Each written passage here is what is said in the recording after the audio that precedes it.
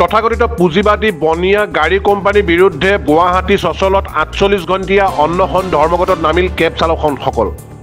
Uber ওলা আদিত private গাড়ী চলাবলৈ দিয়া 40% কৰ কাটল লোৱা, এয়াৰপৰ্টত পাৰ্কিং কৰিবলৈ নিদিয়া তুগলকৈ কাণ্ডবিলাকৰ স্থায়ী সমাধান বিচাৰি প্ৰতিবাদত নামিল কেব চালকসকল। অসমীয়া স্বাভিমানী চালকসকলক শান্তিত জীয়াই থাকিবলৈ সুবিধাকৰণ কৰি দিবলৈ কৰা এই অন্নশন ধৰ্মঘটত সহযোগ কৰিছে অসম ৰাজ্যিক ড্ৰাইভাৰ ইউনিয়নে। এই ধৰ্মঘট সৰ্বভাৰতীয় পৰ্যায়লৈকে নিয়া হ'ব বুলি প্ৰতিবাদীসকলে জনায়। বহিৰাগত ব্যক্তিৰ দপদপনি ময়মতালি চলিছে। বহিৰাগত ব্যক্তিয়ে ইয়াত আগ্ৰাসন চলোৱাৰ উপৰি থলুৱা যিসকল চালকসকলৰ ওপৰত আগ্ৰাসন চলোৱাৰ উপৰি অসম চৰকাৰে ইয়াৰ ওপৰত আগ্ৰাসন চলাইছে। অসম চৰকাৰে আগ্ৰাসন কি ধৰণে চলাইছে যে আপোনালোকে ইতিমধ্যে গম পায় যে কমাৰ্চিয়েল কাম কৰিবৰ কাৰণে এতিয়া কমাৰ্চিয়েল গাড়ীত কমাৰ্চিয়েল আপোনাৰ নাম্বাৰ প্লেট লাগে। এওঁলোকে কি কৈ দিছে যে কাৰোবাক মানে আপোনাৰ সন্তুষ্ট কৰিবৰ কাৰণে প্ৰাইভেট যিবিলাক নাম্বাৰ প্লেট থাকে সেইবিলাক নাম্বাৰ প্লেটৰ যোগেদিও তেওঁলোকে কি কৈ দিছে তেওঁ ভাড়া মাৰিব পাৰিব। গতিকে যিসকল আমাৰ থলুৱা চালকসকল, যিসকল চালকে আগতে আপোনালোকে গম পায় 2019 চনৰ ৰাষ্ট্ৰীয় পৰিবহন আইনে 20% কমিশ্যনৰ কথা কৈছিলে।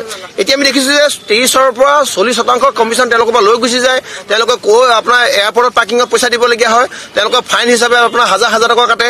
গতিকে দেখিছো সকলো ফালৰ পৰা ৰাষ্ট্ৰীয় পৰ্যায়ত আপোনাৰ এওঁলোকৰ যিবিলাক এপছ হয় বা কোম্পানীবিলাকে বেয়াকৈ এওঁলোকক মানে আগ্ৰাসন চলাইছে আৰু অসম চৰকাৰে বিভিন্ন ধৰণৰ এওঁলোকৰ ওপৰত আইন জাপি দিছে। গতিকে এই যিখিনি মানুহ হাজাৰ যিখিনি মানুহে দিনটো যদি ঘূৰি তেওঁলোকে তেল ভৰাই পেলাই যদি ঘৰলৈ 1 কেজি চাউল নিবলৈ হাতত পইচা নাথাকে তেতিয়াহ'লে এই মানুহখিনি জীয়াই থকাতকৈ মৰি থকাই ঠিক আছে।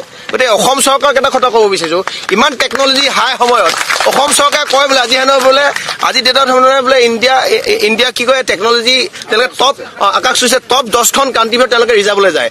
গতিকে অসম চৰকাৰৰ মাননীয় মুখ্যমন্ত্ৰী ডাঙৰীয়াক এটা টেকনলজি আমি উলিয়াই দিবৰ কাৰণে কৈছোঁ, যিটো টেকনলজিৰ যোগেদি অসমতে ইয়াৰ সকলোবিলাক ৰেভিনিউ থাকিব, অসমতে ইয়াৰ অসমৰ মানুহে তাৰ সকলোবিলাক সুবিধা আৰু আদায় পাব।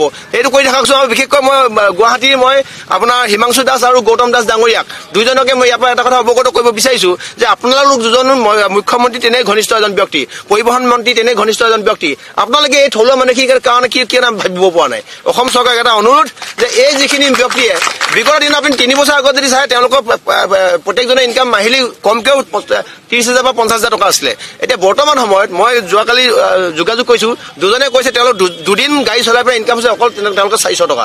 গতিকে গুৱাহাটীৰ নিচিনা জেগাত প্ৰায়বিলাক মানুহে ইয়াত ভাড়া কৰি আছে, প্ৰায়বিলাক মানুহে তেওঁলোকে চাউলৰ পৰা কেৰাচিন তেললৈকে কিনিব লাগে। গতিকে এই সময়ত যদি থলুৱা মানুহৰ কাৰণে যদি অসম চৰকাৰখনে এবাৰ নাভাবে তেন্তে এখন চৰকাৰ থকাতকৈ নথকাই ভাল। কলা পতাকা যে প্ৰদৰ্শন কৰিছে এইটো হ'ল চৰকাৰ সকলোকে লজ্জাজনক এটা বিষয় হৈছে। আজি চৰকাৰে লাজ পাব লাগে যে কেব চালকে আজি দিনটো হাজিৰা কৰি গাড়ী এখন চলাই ঘৰলৈ কিবা এটা নিম বুলি আশা পুহি ৰখা কেব চালকে আজি কলা পতাকা আজি প্ৰদৰ্শন কৰিবলগীয়া হৈছে। ইয়াত কিবা দুখৰ কথা থাকে নেকি? ইয়াত বিজেপি মানুহো আছে, ইয়াত কংগ্ৰেছী মানুহ আছে, ইয়াত সকলো আপোনাৰ পলিটিকেল পাৰ্টি মানুহ আছে, সকলোৱে একত্ৰিত হয় পেটটোৰ কাৰণে পৰিয়ালটোৰ কাৰণে আজি কলা পতাকা প্ৰদৰ্শন কৰিবলগীয়া হৈছে।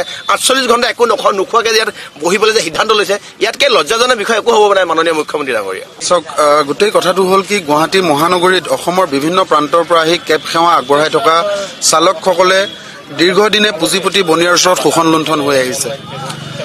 আমি এই গোটেই বিষয়বোৰ অসম চৰকাৰক বাৰে বাৰে দৃষ্টি আকৰ্ষণ কৰাবলৈ চেষ্টা কৰি আহিছোঁ। আমি স্মাৰক পত্ৰ দিছোঁ, প্ৰতিবাদ কৰিছোঁ, ধৰ্ণা দিছোঁ, কিন্তু অসম চৰকাৰে গোটেই কথা বতৰাখিনি আমাৰ পৰা আঁতৰাই ৰাখি পুঁজিপতি বনিয়াকে ৰক্ষণাবেক্ষণ দি আহিছে।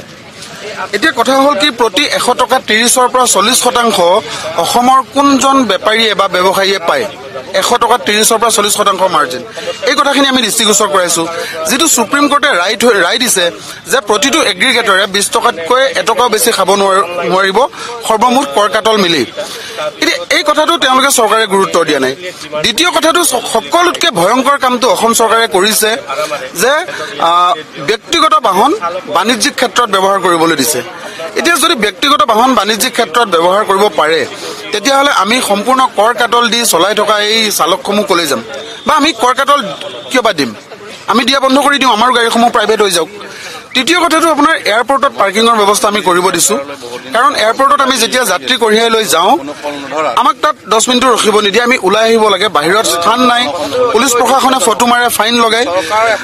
এই গোটেই পৰিস্থিতিবোৰ আমি চৰকাৰক দৃষ্টিগোচৰ কৰাই আহিছোঁ, পৰিবহণ মন্ত্ৰীক সাক্ষাৎ কৰিছোঁ, কিন্তু আমাৰ বিষয়বোৰ গুৰুত্ব দিয়া নাই। সেইকাৰণে আমি এইবাৰ এটা শেষ সিদ্ধান্ত লৈছোঁ, 48 ঘণ্টা অনশন ধৰ্মঘট কাৰ্যসূচী কৰি চৰকাৰ দৃষ্টি আকৰ্ষণ কৰিব বিচাৰিছোঁ আৰু পুঁজিপতি বনিয়াক তাৎক্ষণিকভাৱে নাকি ফাঁকি লগাই অসমীয়া চালক শ্ৰমিকসকলক যাতে স্বাভিমানে জীয়াই থকাৰ সেই অধিকাৰখন দিয়ে তাৰ বাবে আমি কাটৰ আহ্বান কৰিছোঁ। কাৰণে আমি আজি আগবাঢ়ি আহিব লগা হৈছে all Assam cab workers federation, লগতে আছাম ষ্টেট ড্ৰাইভাৰ ইউনিয়ন সমূহ আমাৰ চালক বন্ধু মিলি কিনে এই আমাৰ যোনটো ভইচ, যোনটো আমাৰ ডিমাণ্ড, সেই ডিমাণ্ডটো চৰকাৰ ঘৰলৈ পहुচাব বিচাৰিছোঁ। আৰু এটা ভাল খবৰ দি দিওঁ, আমি ইণ্ডিয়া বেচিকত এতিয়া আজি সেই প্ৰগ্ৰামটো আগবাঢ়ি আছোঁ। News desk report E24 live breaking.